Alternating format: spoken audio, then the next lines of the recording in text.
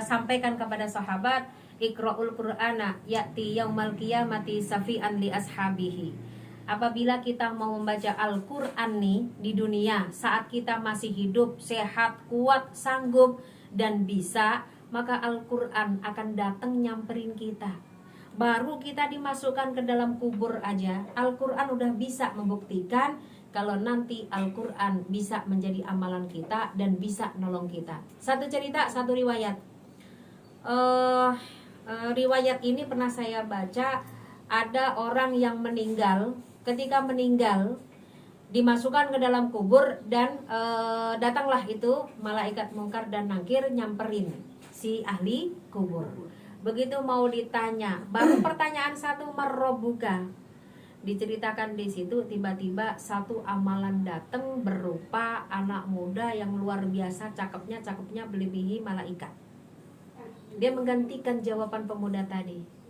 Begitu pemuda tadi ditanya, ternyata apa? Aku amalan Al-Qur'anmu yang ketika engkau beli Al-Qur'an ini tidak kamu taruh hiasan di lemari aja, tapi kamu baca tiap hari semampu kita. Maka kalau bisa, sebelum mata ini di pagi hari melihat isi dunia, lebih baik lihat dulu Al-Qur'an. Walaupun cuma satu ayat kita baca, walaupun cuma satu ayat, tapi continue tiap hari kita baca. Usahakan sebelum kita melihat dunia, langit, bumi, apalagi melihat HP, sebelum setan melihat handphone ya Bu, intinya ya nih, Bu. sebelum mata ini melihat HP, mau tidur pegang HP, mau makan pegang HP. bangun tidur juga pegang HP. Nah, bangun tidur kalau bisa baca doa bangun tidur, berdoa, minta sama Allah. Jangan lupa awali bangun di awal, kalau bisa bangun di sepertiga malam agar kita bisa dapat sholat tahajud, dapat istighfar sebelum waktu subuh. Karena wabil ashari hum yastaghfirun. Kalau bisa di waktu sahur nih, kita banyak-banyak istighfar. Insya Allah dengan istighfar, mudah-mudahan Allah mengampuni dosa-dosa kita. Kita semoga mendapat ampunan dari Allah. Nah, kalau bisa diusahakan sebelum mata ini menyaksikan, melihat atau pegang yang namanya setan gepeng nih, maka usahakan mata ini jadikan saksi bahwa mata ini setiap di pagi hari melihat Al-Qur'an walaupun satu ayat. Tapi jangan hanya melihat, dibaca. Contoh, Bismillahirrahmanirrahim, Yasin, tutup. Gatel Ibu, gatel itu. Sayang banget. Baca satu ayat, besoknya ditambah, sayang dah. Wal Qur'anil Hakim, innaka laminal mursalin. Tambahkan jadi 2 ayat. Besoknya lagi gregetan, masa cuma 2 ayat? Padahal janji Allah, barang siapa yang membaca Al-Qur'an, pahalanya luar biasa. Bukan hanya pahala, jadi obat. Bukan hanya obat, jadi rahmat. Dan bukan hanya rahmat, tapi jadi petunjuk untuk kita. Maka sayang kalau di waktu pagi hari mata kita yang kita lihat pertama adalah setan gepeng. Karena Pak di setan gepeng ini penuh dengan setan. Bukan hanya setan Bu, kadang-kadang kalau teori alamnya teori dunianya katanya kalau kita dapatnya yang positif, maka hari kita akan positif. Tapi kalau misalkan tiba-tiba kita dapatnya yang buruk, biasanya akan mempengaruhi hari kita. Nah, tuh. Jadi baiknya sebelum melihat ini buruk, ini baik, lihat dulu yang baik aja dari Allah Subhanahu wa Ta'ala. Karena ini kan biasanya kan random ya, maksudnya yang kita lihat tuh random. Jadi kadang-kadang dapat yang baik, kadang dapatnya nggak baik. Nah, gitu. Kalau ini kan pasti memang, baik ya. Boleh memang HP ini jadi senjata untuk kebaikan kalau kita bisa menggunakan dengan baik. Betul. Tapi kalau ada yang lebih dahsyat dari HP, dan ini kedahsyatannya bukan hanya di dunia tapi dunia dan akhirat. Maka mulai besok bangun pagi kita punya apa? Punya niat dengan doa kita. Doa kita aja deh, nggak pakai doa di Al-Qur'an dulu. Apa yang pertama? Nawaitu Allahumma inni paksain. Paksain apa? Paksain untuk baca Al-Quran. Paksain untuk baca Al-Quran.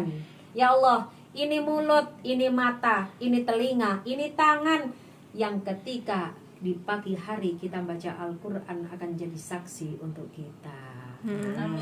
Jadi kalau misalkan dipaksakan hal-hal yang baik itu akan tertempa dengan hal-hal yang baik juga ya Bu ya. Harus, karena untuk apapun kebaikan harus dipaksain. Untuk kebaikan dipaksain, sholat tahajud Nggak ada paksain. ruginya ya Nggak Bu. ada ruginya.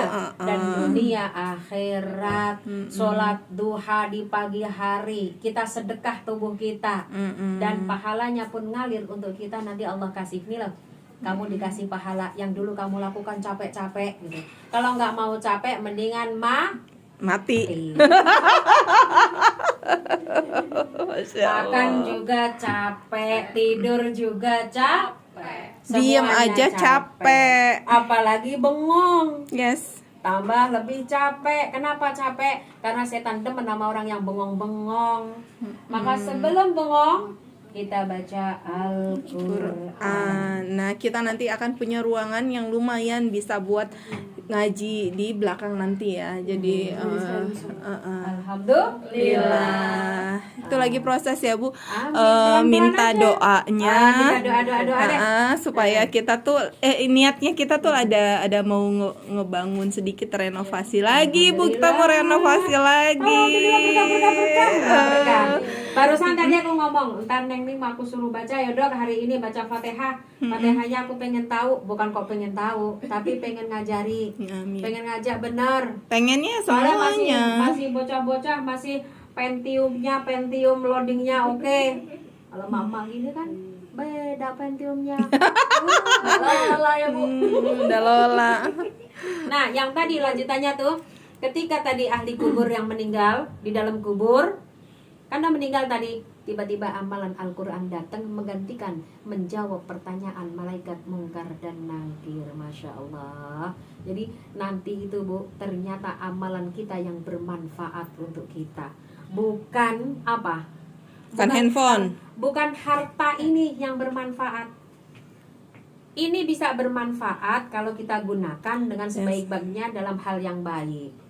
Rezeki juga bisa bermanfaat untuk akhirat kalau kita bisa menggunakan dengan baik. Tapi berbalik kalau kita tidak bisa menggunakan rezeki yang Allah kasih untuk kita, nanti malah berbalik jadi mudarat untuk kita. Maka ayo, selagi kita masih mampu, ini masih sanggup untuk kita Menampung. ajak belajar, mata masih sanggup melihat, telinga masih sanggup untuk mendengar, alangkah baiknya kita semampu kita, tapi dalam 1 minggu, kalau nggak bisa 2 minggu sekali, kalau nggak bisa 1 bulan, paling tidak kita pernah ngecas hati. Artinya ngecas hati itu apa?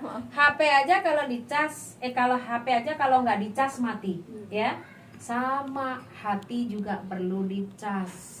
Dicasnya seperti apa? Duduk bermuajahah, ketemu guru, kita bersimpuh belajar, dan insya Allah kita belajar ini Bu. Dalam kitab Duratun Nasihin disebutkan, mang salaka tariqan ilal ilmi salakallahu bihi tariqan ilal jannah. Barang siapa yang berjalan, kaki ini berjalan menuju ke tempat ilmu, kata Rasulullah, maka akan ditunjukkan oleh Allah jalan menuju surga. Amin. Alhamdulillah. Kalau nggak demen kaki ini jadi nggak rugi. Makanya Neng kalau di sini, nah kalau lagi nggak ada pasien, kalau lagi kagak ada tamu banyak, Konsulan, kalau nggak ada konsulan. Kalau nggak ada konsulan, nyerondol. Bahasa saya nyerondol apa sih? Ustazah saya baca dong, gitu. Boleh dah. Sayang. Nah, terus ada pertanyaan kan ini ibu-ibu. Terus kalau baca saya nih sendiri di rumah, saya baca Al-Quran sendiri di rumah, nggak ada yang betulin, pasti nilainya 100, nggak ada salahnya. Itu gimana? Nggak apa-apa, asal masih Niat mau ya, Bu. belajar. Kecuali nggak mau belajar, nggak udah bisa huruf alif sampai iya, udah merasa paling bisa, maka itu yang baru dosa. Kalau bisa kita baca Al-Quran jangan sampai dilaknat oleh Allah. Tapi kalau bisa, jadikan bacaan Al-Quran mendulang pahala untuk kita. Maka kita dengan cara belajar ketemu guru. Kalau di rumah baca salah-salah kata, salah-salah ucapan, belajar dah, gak apa-apa. Ntar kalau ketemu guru minta dibetulkan. Intinya itu. Tapi yang pasti, kalau pengen lisan kita lancar membaca Al-Quran, sering-sering membaca Al-Quran. Ibarat kata nih, Dok, ini pisau, ini juga pisau. Ibarat nih ya, ini harganya 1 juta, yang ini cuma 100.000. Tapi yang 1 juta disimpan. Sayang, Harganya karena mahal, bagus, dimasukkan di lemari, dipakai kagak. Yang ini harganya 100.000 asal dipakai. Ini besok tiap hari makin tajam. pinter, Makin tajam, makin cakep. Karena diasah dipakai melulu. setiap hari. Yang ini tumpul iya, nggak bermanfaat iya. Syukur-syukur malah jadi karatan. Karena hanya simpanan doang. Dan Padahal nanti yang mahal ya Bu bisa ya. mahal, nggak